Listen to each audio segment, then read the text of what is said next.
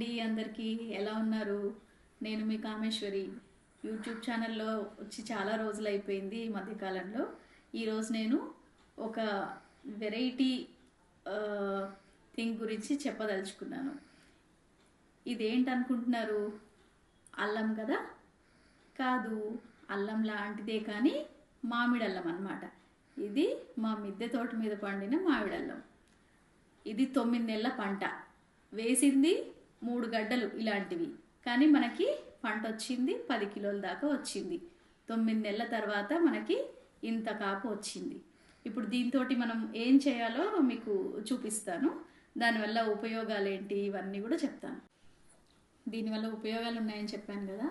First ఏంటంటే ఇది చలికాలంలోనే మనకి ఎక్కువ వస్తుంది పంట. కాబట్టి ఇది చలికాలంలో అందరికీ బాగా జలుబులు దగ్గులు ఉంటూ ఉంటాయి కదా. ఆ జలుబు దగ్గుకి బాగా పనిచేస్తుంది అన్నమాట ఈ మామిడల్లం. ఇంకొకటి కీళ్ళవాతానికి కూడా బాగా పనిచేస్తుంది. ఇంకా దీన్ని మనకి ఫేస్ మీద మచ్చలు అవి పోవడానికి దీన్ని ఎండబెట్టి పౌడర్ లాగా చేసుకొని ఆ పౌడర్ని కూడా ఫేస్కి అప్లై చేసుకోవచ్చు. లేకపోతే పాలల్లో, మరిగించిన పాలల్లో ఆ పౌడర్ కలుపుకొని తాగడం వల్ల కూడా మనకి చాలా గుణం కనిపిస్తుంది అన్నమాట. ఇంకా దీనివల్ల మనము ఏమేమి వంటకాలు చేసుకోవచ్చు అనేది కూడా చెప్తాను. దీన్ని వంటల్లో అది చాలా ఉపయోగిస్తారని చెప్పాను కదా. ఒకటి ఇది మామిడల్లం, దీని పేరే మామిడల్లం కాబట్టి ఇది టేస్ట్ మామిడికాయ టేస్ట్ లాగా ఆ వాసన కానీ ఆ టేస్ట్ కానీ కొంచెం అలా ఉంటుందన్నమాట. కాబట్టి దీన్ని మనము సమ్మర్లో వచ్చే మామిడికాయతోటి మనం మామిడికాయ పులిహోర చేసుకుంటాం కదా, అలాగే దీన్ని కూడా తురిమేసి ఈ తురుముతోటి కూడా మనం పులిహోర చేసుకోవచ్చు. పుల్లగా అలా మామిడికాయ ఫ్లేవర్ వస్తూ ఉంటుంది. ఇంకొకటి దద్దోజనం చేసుకుంటాం మనము. ఆ దద్దోజనంలో కూడా మనం మామూలుగా అల్లం తురుము వేసుకుంటూ ఉంటాం. దాని బదులు ఈ మామిడి అల్లం తురుమును కూడా వాడుకోవచ్చు అనమాట. చాలా బాగుంటుంది టేస్ట్గా. ఇంకొకటి దీన్ని పచ్చడిలాగా కూడా పెట్టుకుంటూ ఉంటారు, నిల్వ పచ్చడిలాగా కూడా.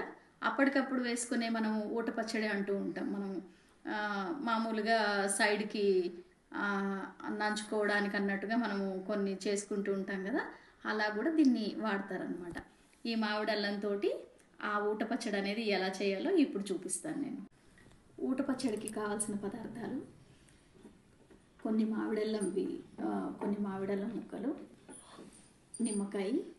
మనము ఆ ముక్కల్ని బట్టి మనము నిమ్మకాయలు తీసుకోవాలి. ఒకటైతే 1, 2 అయితే 2. కొన్ని పచ్చిమిరపకాయలు, పసుపు, ఉప్పు. మనము ఈ పచ్చడి పెట్టడానికి ఒక గాజు సీసా కానీ ఒక ప్లాస్టిక్ కంటైనర్ని కానీ తీసుకోవచ్చు. ఎందుకంటే ఇది పులుపు ఉప్పుతో కూడుకున్నది కాబట్టి మనము స్టీలు అలాంటివి వాడితే తుప్పు పట్టినట్టుగా అలా ఉప్పు తినేసినట్టుగా అయిపోతాయి అన్నమాట. కాబట్టి గాజుదైనా తీసుకోవచ్చు. నేను ఇక్కడ ప్లాస్టిక్ కంటైనర్ తీసుకుంటున్నాను. ఈ మామిడల్లాన్ని ఇలాగా మరీ చిన్నగా కాదు, తురుము కాదు, పెద్ద ముక్కలు కాదు, ఒక మీడియం సైజులో కట్ చేసుకోవాలన్నమాట. ఈ విధంగా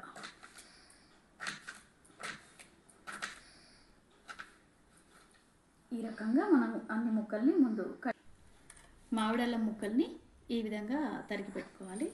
తర్వాత కొన్ని పచ్చిమిరపకాయలను తీసుకుని ఆ పొడుగ్గా ఉంటే వాటిని 2 చేసుకుని ఈ రకంగా చీలికలాగా పెట్టుకోవాలి. ఆ విధంగా మన పచ్చిమిరపకాయలన్నింటినీ కూడా తరిగేసుకోవాలి.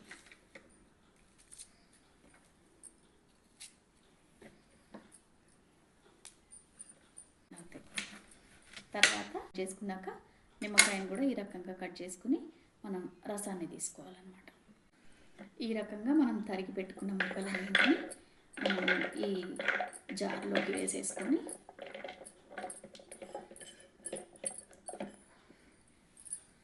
ముందుగా మామిడల్లం ముక్కల్ని వేసేసుకోవాలి. తర్వాత తరిగి పెట్టుకున్న మిరపకాయలని వేసేసుకోవాలి.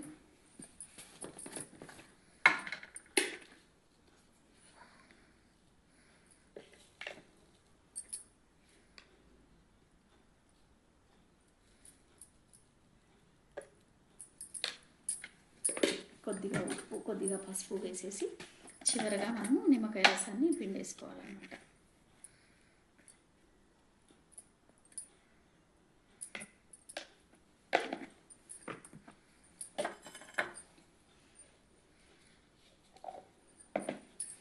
చివరిగా మనము నిమ్మకాయ రసాన్ని దీంట్లో పిండేసుకొని మనము మన పులుపుకి టేస్ట్ని బట్టి 1 కానీ 2 కానీ ముక్కలకి సరిపడా చూసుకొని మనము నిమ్మకాయని తీసుకోవచ్చు. నేను ఇక్కడ 1 నిమ్మకాయ తీసుకుంటున్నాను. ఊట ఎక్కువగా కావాలనుకున్న వాళ్ళు ఇంకా 2, 3 కూడా అలా కూడా తీసుకోవచ్చు మనకి.